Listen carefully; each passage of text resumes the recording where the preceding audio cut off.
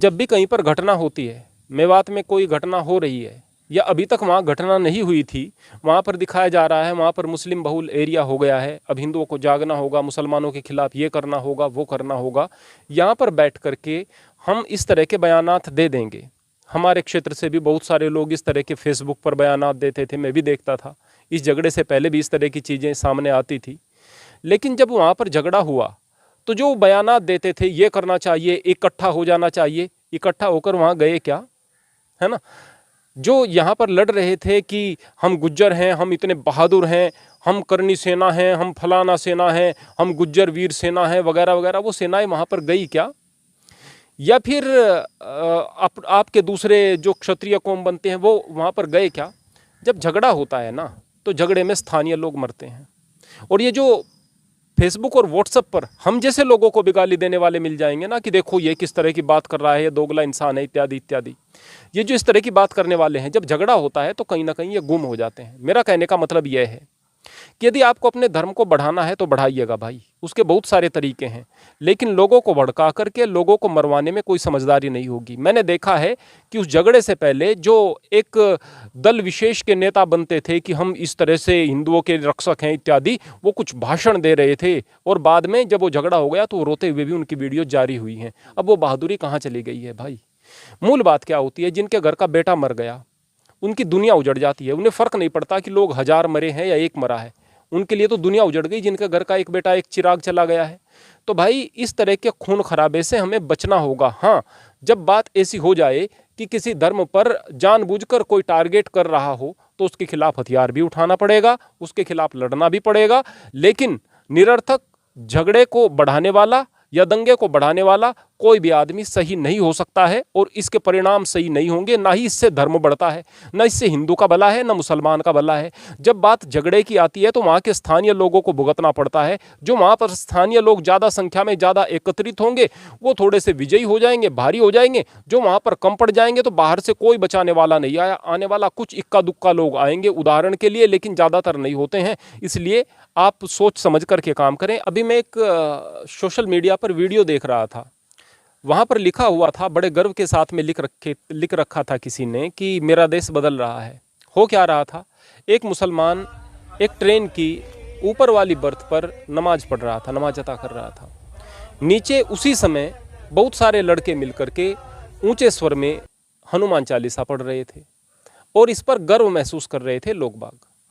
और जो हिंदूवादी हैं, कट्टर हिंदूवादी हैं, इस पर गर्व महसूस कर रहे थे। मेरे भाइयों, मेरे बच्चों, मैं केवल एक बात आप लोगों से कहना चाहता हूँ।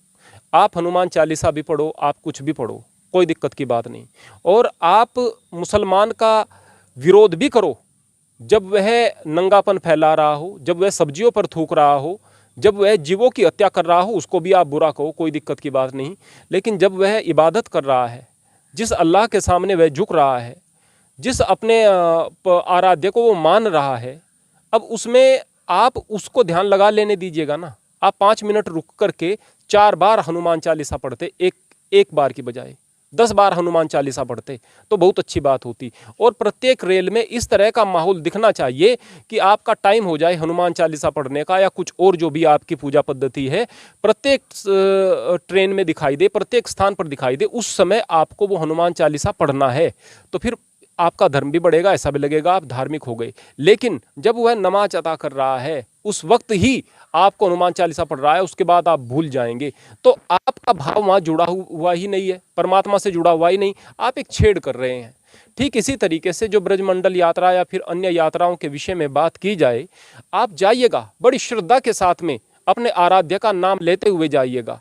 यकीन मानिए कोई दंगा नहीं होगा, यकीन मानिए। और अगर फिर भी होता है तो फिर सामने वाले को आप जमीन में गाड़ दो।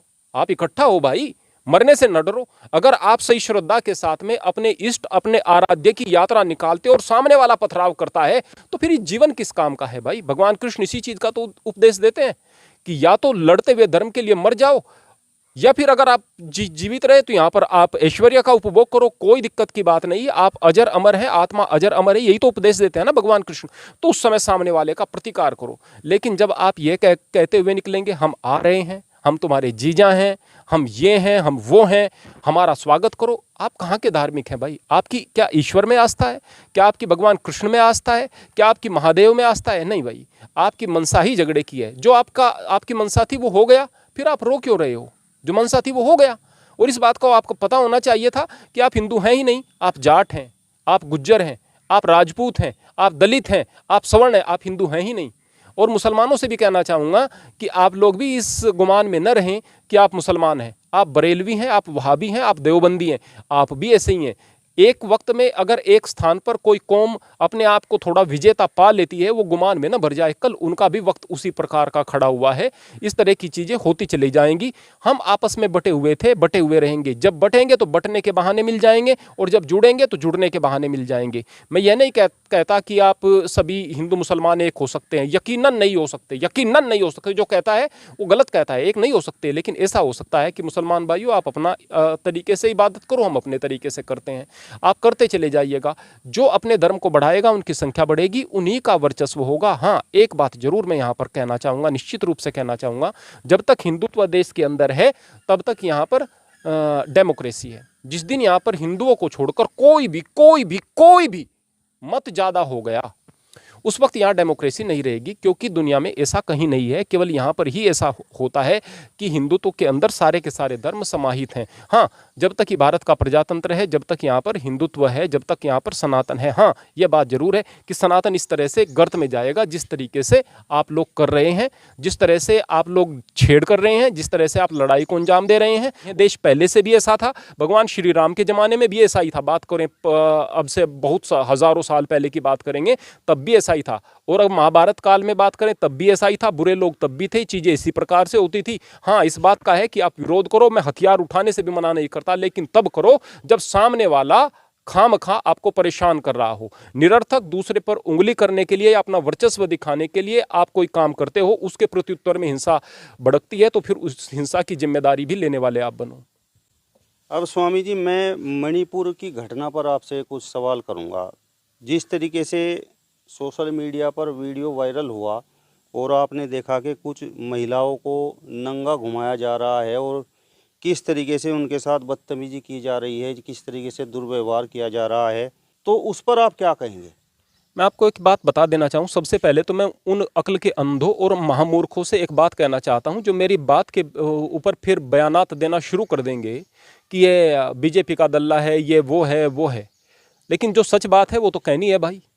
हम उस संस्कृति से आते हैं जहाँ पर भीष्म पितामह अपने हथियार को फेंक देते हैं, इसलिए कि सामने जो है वह एक ऐसा पुरुष सामने खड़ा हुआ है, शिखंडी, जिसको वो आज भी नारी मानते थे। आदि नारी आदि पुरुष के रूप में वह सामने खड़ा हुआ था। स्त्रियों का सम्मान और इस हद तक सम्मान कि हथियार नहीं उठाना है, चाहे जान चली जाए, ये हमारी संस्कृति का हिस्सा है। तो किसी भी तरीके से, ध्यान रख ले पहले मेरे बयान को, किसी भी तरीके से जो ऐसा कर रहे थे वो दुष्ट लोग, जो उन स्त्रियों के साथ में छेड़छाड़ कर रहे थे और गंदी तस्वीरें वो सामने आ रही हैं, उनको सही नहीं ठहराया जा सकता। उनको सजा मिलनी चाहिए और जरूर मिलनी चाहिए। लेकिन अब दूसरी बात भी सुनो, अगर आपकी औरतें घर में पर्दे के साथ रहती हैं, अच्छे तरीके से रहती हैं, पर्दे का मतलब ये नहीं कहूँगा कि वो बुर्का पहन कर रहे हैं या पूरे तरीके से हिजाब में रहें। भाई, जिन अंगों को ढकना चाहिए उनको ढकें। ऐसा नहीं है कि आप जिस तरह से सेलेक्स पहन करके, अधनंगे कपड़े पहन करके घूम रही हैं, ये भी नहीं होना चाहिए। लेकिन यदि आप पूरे तरीके से कपड़े उतार कर अपनी औरतों को बाहर घुमाने में दिक्कत नहीं महसूस कर रहे, आप निर्वस्त्र होने की उन्हें इजाज़त देते हैं, जब आपके साथ कोई झगड़ा होता है, आप अपनी औरतों को आगे कर देते हैं कपड़े निकाल कर, कल कोई उन्हें गलत तरीके से छुएगा तो आप किस तरह से अधिकारी हैं इस बात को कहने के कि हमारी औरतों के साथ में गलत हो रहा है? क्या आज से 10 साल पहले, 15 साल पहले, 20 साल पहले इस तरह की वीडियोज़ या इस तरह के पोस्टर्स नहीं दिखाई दे रहे कि नंगी औरतें खड़ी हुई हैं और सामने एक बैनर लिया हुआ है, इंडियन आर्मी रेप अस? क्या भारतीय सेना को यही काम रह गया है? भारतीय सेना को गाली दी जा रही है? भारतीय सेना संसार की सबसे सभ्य और अच्छी सेनाओं में से सेना है, जो कि वक्त आने पर अपने प्राणों की परवाह नहीं करती, जो उनके कर्तव्य हैं उससे बढ़कर भी पीड़ितों की सेवा करने में और मानवता में आगे बढ़ती है। और वो कहते हैं इंडियन आर्मी रेपस। वो भारतीय सेना उनको वहां पर जवाब नहीं दे सकती, लेकिन वो उनकी अच्छाई है, ये हमारी संस्कृति है, नहीं जवाब देते थे। नंगी औरतों को सामने करते थे ये कुकीज लोग, ये नागाज लोग, और पीछे से पत्थरबाजी इत्यादि करते थे।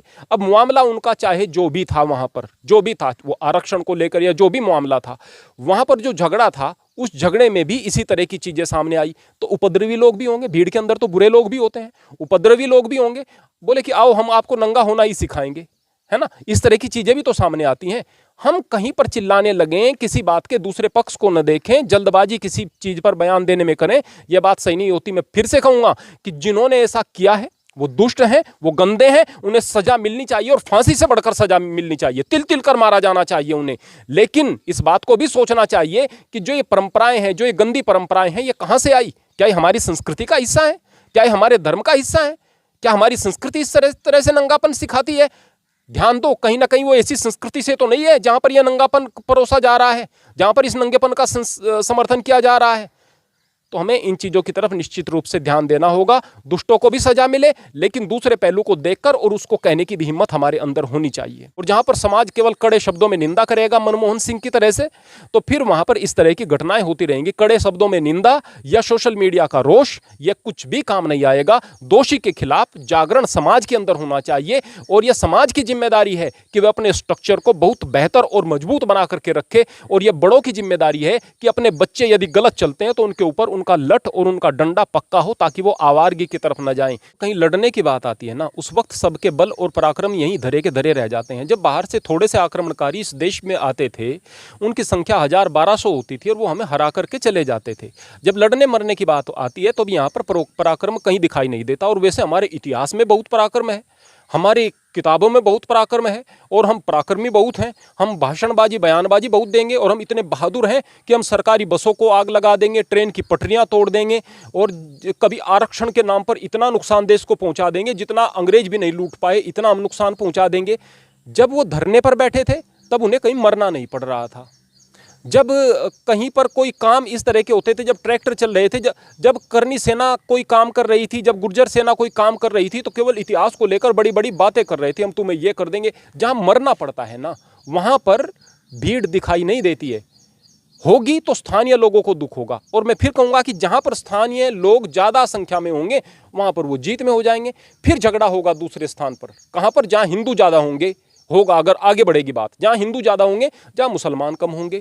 अब वो उन मुसलमानों पर हमला बोल देंगे, अरे उन मुसलमानों की तो कुछ खता भी नहीं है, खता तो उनकी थी, वहां जाकर उनको जवाब नहीं देंगे। यहाँ आप ज्यादा हैं, यहाँ इनको जवाब देंगे। फिर तीसरी जगह जहां मुसलमान ज्यादा होंगे, पता चले कि हिंदुस्तान में कुछ हो रहा है, पाकिस्तान में, वहां के जो दलित हैं बेचारे, हिंदू हैं बेचारे, दबे कुचले हैं, बिल्कुल डर कर सहम कर रह रहे हैं, वो जाकर के उन पर हमला बोल देंगे, उन्हें मारना शुरू कर देंगे। अरे भाई, झगड़ा कहाँ हो रहा है? या मुसलमान पीड़ित भी है तो वो कहां पर है? एक पर्टिकुलर स्थान पर, वहां पर आप हिंदू को।